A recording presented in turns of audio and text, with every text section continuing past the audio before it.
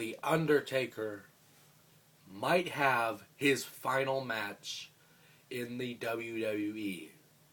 Why do I say that? Because earlier this week, or last week I should say, but earlier this week or last week, wherever it was, The Undertaker came to a house show in Waco.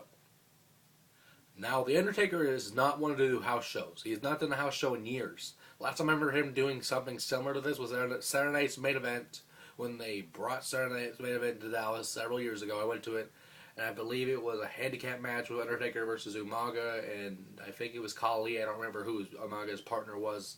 But that's the closest Undertaker will ever get to a dark match, or a house show match, or live event, whatever you want to call it. Especially since how Undertaker has been over the past few years, I doubt he will ever be in a house show again. So people that saw that will possibly be having a memory to tell their grandchildren about, a memory that will last forever. Now, WWE is smart, much like the Rock thing with the movies and the championship and the media. The WWE is not stupid. If The Undertaker could not go for this WrestleMania, they had to put on a house show to test him and see how he could do. I mean, I think he had some sort of surgery recently. I think it was a hip surgery. Don't quote me on that. I don't remember what he had. But The Undertaker, honestly, is a legend in this business. The Undertaker is a special attraction at this point. He really is.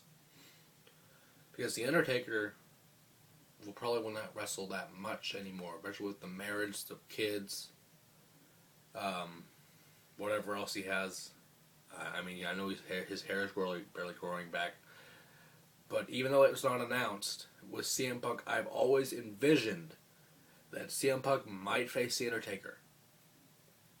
But when I talk about The Undertaker and the streak, I always have believed that a younger superstar should be able to break the streak at WrestleMania.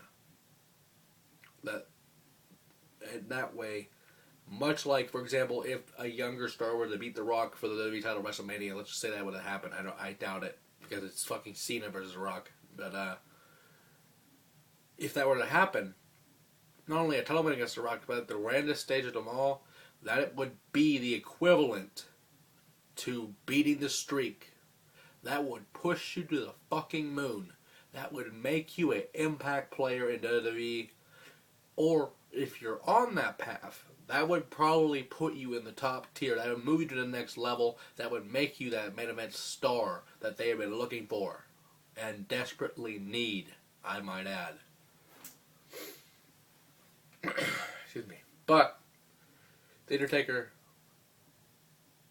it would be better for The Undertaker to have that end at WrestleMania 30 than this year. It just makes more sense to be 20-0, 21 or whatever it is at WrestleMania 30.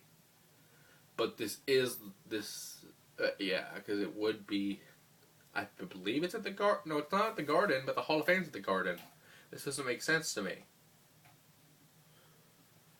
Yeah, it's not at the Garden. I thought it would be at the Garden, because that would make more sense.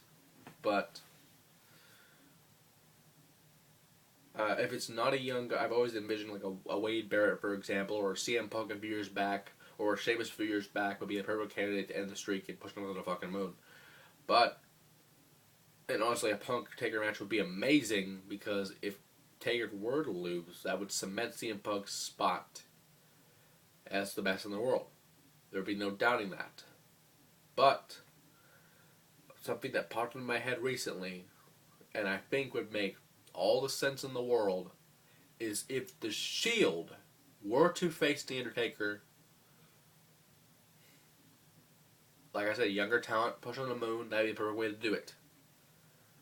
If the Shield were to win that match, that would push them to the next level. That would actually make them main event talent, which Tyler Black already is, which John Moxley already is, Dean Ambrose, whatever you want to call him. Roman Reigns, that would push him to the fucking moon, besides having Rock's family.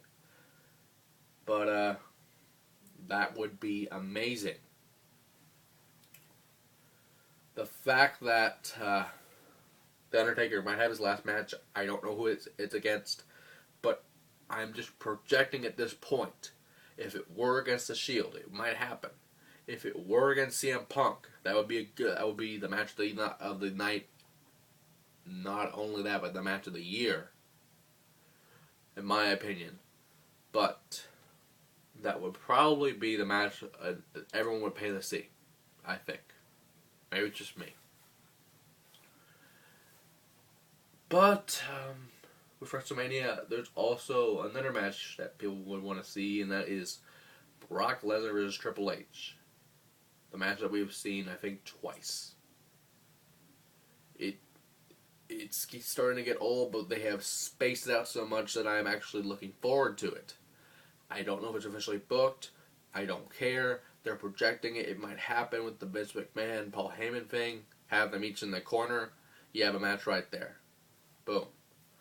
But if that were to happen, I would believe Brock might get buried because he's won the past few times, and Triple H has to get momentum somehow. Even though he is retired, he is behind the scenes right now, running the WWE day-to-day operations, as well as taking McMahon's job, while he has been having hip surgery as of late, and other things. You know, I mean, the man's getting old. He can't run this thing forever. Why not let the son-in-law do it? But also, and I doubt this will be on the pre-show, it probably will be, every year WrestleMania has a pre-show battle royal, which probably will be all the developmental talent or all the talent that is not used on a regular basis for WWE television, or just the ones that can't be on the card. Then again, they might do the internet title match for that type of I can't think of my words, but you know that type of pre-show or whatever, that type of match on the card. I can't talk, yeah, because my voice is running out and my voice is messing up. But all I do know is WrestleMania, the grandest stage of them all, is in a few weeks. It's honestly, was it 40 days away? 40 days away from now, yeah. And finally, something to smile about for the people of Jersey. Honestly, Jersey Shore still sucks. I don't know why you watch it.